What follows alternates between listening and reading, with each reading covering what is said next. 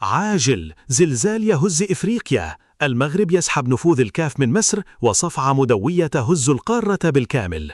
فضيحة مدوية داخل الكاف، انهيار النفوذ التاريخي لمصر، والمغرب يعلن بداية عصر جديد. صدمة في القاهرة وغضب في الجزائر بعد انسحاب الكاف نحو المغرب. ماذا يحدث داخل إفريقيا؟ زلزال رياضي خطير، المغرب ينتزع مركز القرار الإفريقي، ومصر تواجه أخطر صفعة في تاريخ الكاف. بسم الله والصلاة والسلام على سيدنا محمد صلى الله عليه وسلم. اللهم صل وسلم وبارك على نبينا محمد.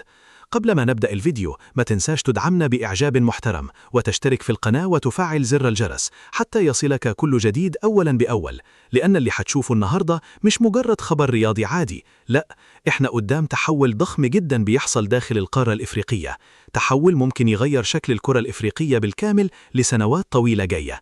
الكل كان فاكر إن الأمور مستقرة، وإن النفوذ التاريخي لبعض الدول داخل الاتحاد الإفريقي لكرة القدم مستحيل يهتز، لكن فجأة خرجت قرارات وتصريحات وأحداث قلبت الطاولة بالكامل، وفتحت باب أسئلة خطيرة جدا. إزاي المغرب قدرت تتحرك بكل القوة دي؟ وإزاي الكفة بدأت تميل بهذا الشكل الواضح؟ وليه بعض الأصوات وصلت لمرحلة التهديد المباشر والكلام الصادم على الهواء؟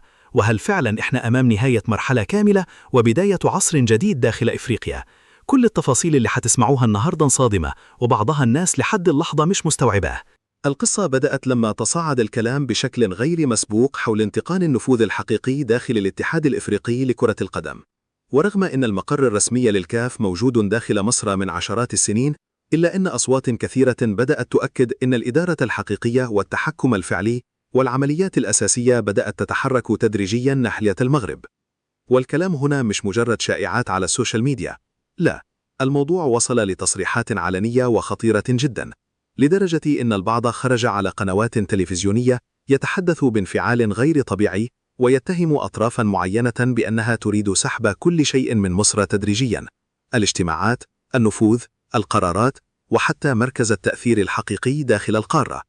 واحد من أخطر التصريحات اللي أثارت جدل ضخم جدا كان الكلام اللي خرج فيه أحد الأشخاص وهو يهاجم الوضع بالكامل ويقول إن وجود مقر الكاف داخل مصر أصبح مجرد مبنى فقط، أما الإدارة الفعلية والتحكم الحقيقي بحسب وصفه فأصبح يدار من المغرب. التصريحات بعدها دخلت في مستوى أكثر خطورة، خصوصا لما تم الحديث بشكل صادم عن تهديدات وحالة غضب غير مسبوقة وصلت إلى التلويح بحرق مقر الاتحاد الإفريقي نفسه داخل مصر، والكلام عن أن المقر مغتصب وأنه بيتهم على حد وصفهم. طبعا الكلام ده عمل صدمة ضخمة جدا داخل الأوساط الرياضية والإعلامية، لأننا هنا مش بنتكلم عن خلاف عادي، إحنا بنتكلم عن صراع نفوذ حقيقي داخل واحدة من أهم المؤسسات الرياضية في القارة الإفريقية. والأخطر من كده إن بعض الدول بدأت بالفعل تتحدث عن فكرة نقل مقر الكاف بحجة حماية الاتحاد الإفريقي، وهنا بدأت علامات الاستفهام تكبر بشكل مخيف. هل وصلنا فعلا لمرحلة إن مقر الكاف نفسه يبقى محل صراع سياسي ورياضي بهذا الشكل؟ وهل القارة الإفريقية دخلت مرحلة إعادة توزيع النفوذ بالكامل؟ وفي المقابل، المغرب كانت تتحرك بهدوء شديد لكن بثقة كبيرة جدا.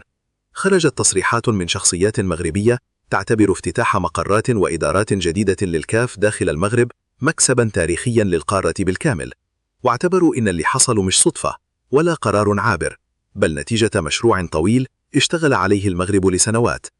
التصريحات المغربية ركزت على نقطة مهمة جدا، وهي إن نقل جزء كبير من ثقل الكاف نحو المغرب لم يكن أمرا سهلا إطلاقا، خصوصا إن مصر ظلت لعقود طويلة القلب الإداري والتاريخي للكاف.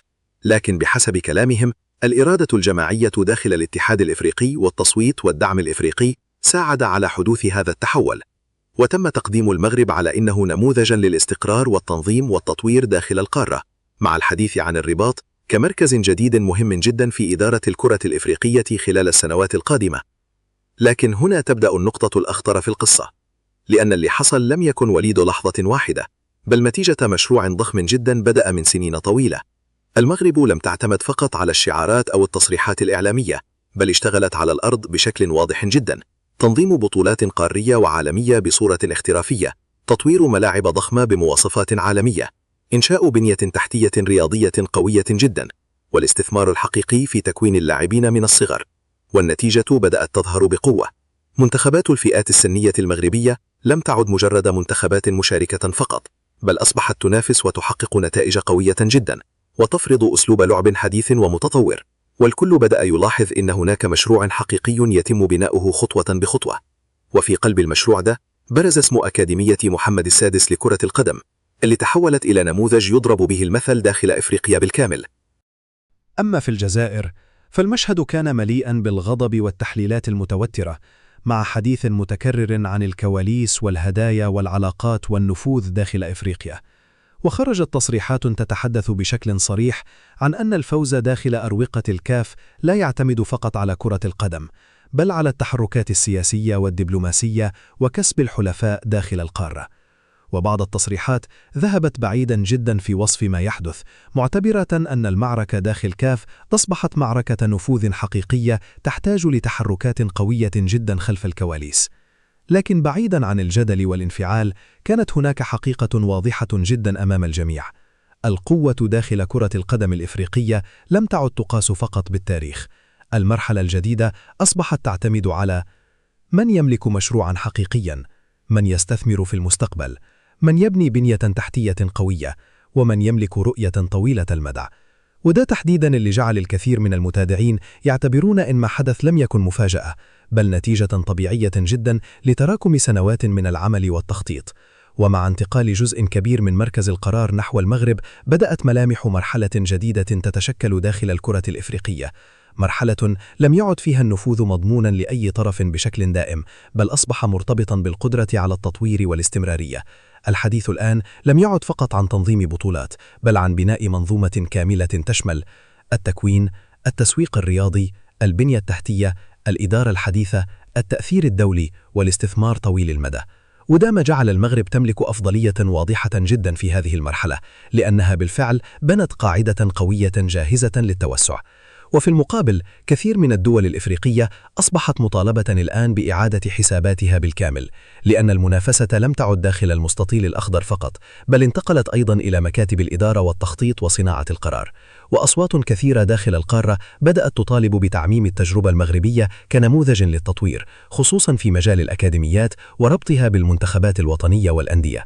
والبعض يرى أن هذا التحول قد يصنع جيلا جديدا بالكامل داخل إفريقيا، جيل قادر على رفع مستوى الكرة الإفريقية عالميا بصورة غير مسبوقة.